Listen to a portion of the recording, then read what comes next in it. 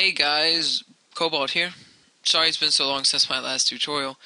I've just been super busy, but to pay you back, I will release a bunch of tutorials within this week. So, that'll be cool and stuff. Um, so, this tutorial is going to cover a couple things. It's going to cover combos. Ooh, I don't like that text. It looks newbie. You don't use Times New Roman. You use default text, which I invented myself. So, it's going to cover combos, and it's going to cover flow, because that's a freaking huge part of combos. You need to have flow in your combos, as with a lot of other things. Let me just put real quick some little pointers that you should keep in mind when you're making combos. Force isn't really a good one with this. I would normally put force if I was fighting enemies, but since he's only attacking thin air, there's not much force to show. I mean, you could try to show force, but it would probably look kind of weird. I mean, it may not look weird, but whatever. I didn't do it, okay? I didn't show force with him attacking midair. So, on combos, you need to keep in mind your variation, your momentum, and your flow. Heh heh. That's an inside joke. Okay. Let's start by showing you. Oh, I'm sorry that I'm like snorting and sneezing and all that bad stuff. I'll try to cut down on that. So, let's start with I like to call the circle principle, or circular principle, or the curve principle. That's cooler. Curves. You got to have curves in your movements, okay? Whenever you're doing a movement, you want it to not be sporadic. You want curves. You want beautiful, sexy curves. So let's start by putting a dot on the head and seeing where it goes from there. So he eases forward slightly, and then this would be the center point. So as you can see, it's kind of at a slant. Oh, by the way, everything doesn't have to be curves. It can be either curves or basically like straight lines, but it just can't be sporadic. It can't double over really fast, unless there are some exceptions to that. But this is just basically a general principle that I'm trying to show. And this is for like movements, for like attacks and stuff. So, as you can see, there was a curve right there, and then he curved upwards. And then in keeping with his head, it's right there, right there, right there. Wow, that's going to get really repetitive if I keep saying right there. So, it's moving in a curve pattern. There are no really big jerky movements. Now right here, this is a good example. Now you can't actually see where the head went. Like, I didn't show you the frame showing the curve from here to here. It just went here. So some people might say, well then, who's to say that the head didn't just go straight in a straight line like that? Or didn't go all over the place? I mean, if you're not showing it, you can't tell. And that's where the audience has to kind of put that part together. You know, they're not going to do it consciously, but subconsciously they're going to kind of assume that that's the direction that the head moved in, because of the way he's moving. It's kind of part of the illusion of animation.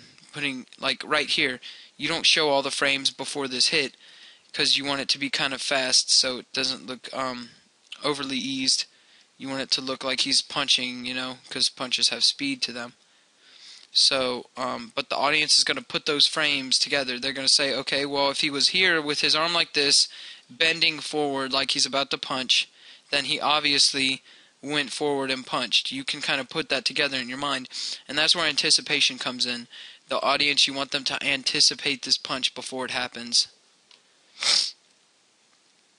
And yeah, so as you can see, the head is continuing with that kind of curvature or lines. Like I said, you don't want any super sporadic movements. And then you're going to have an arc as he falls down from this last kick. And that is the animation. Now I'm going to play it real quick for you.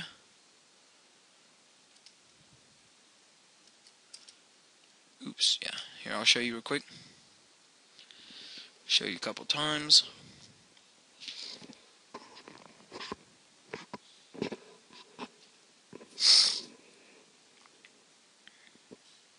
Okay.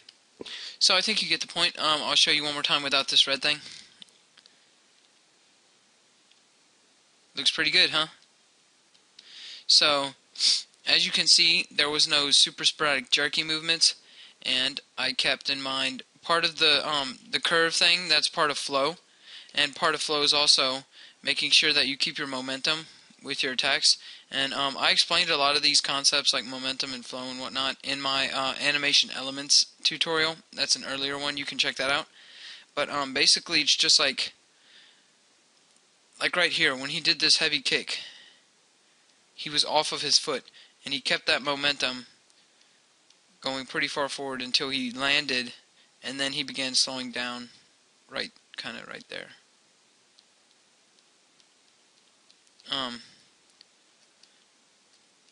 There aren't very many good examples to show on this animation for momentum. I mean, there are slight hints of it, but there's not really a big part of it unless he was like running first or something like that.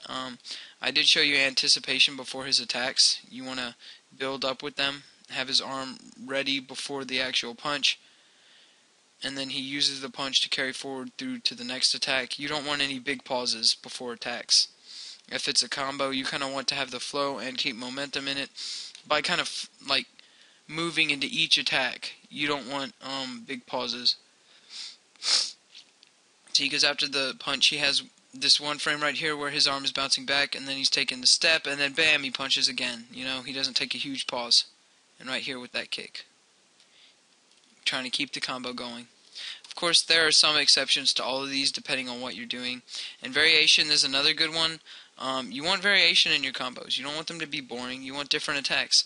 You want a forward punch, and then an uppercut, and then a kick, you know? Just kind of keep it varied and creative. Oh, 2 uppercuts. No, my variation is dead. Whatever. Oh my god, and another forward punch. Okay, whatever. Not a very good example. But I wanted to try to keep the moves basic, because I'm probably going to have another one later for advanced combos, where you use some pretty crazy moves in the middle of combos, like throwing people against walls and then hitting them in midair and stuff. This is kind of just a combo where they move across the screen, you know. And I'm going to have a tutorial and reaction soon.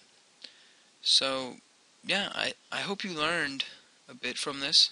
I hope you kind of keep these 3 things in mind when you're doing your combos. And if you haven't already checked it out, check out my animation elements video. That really explains all the basics that you need to make sure you get down, you know. So yeah, hope that helped. See you later.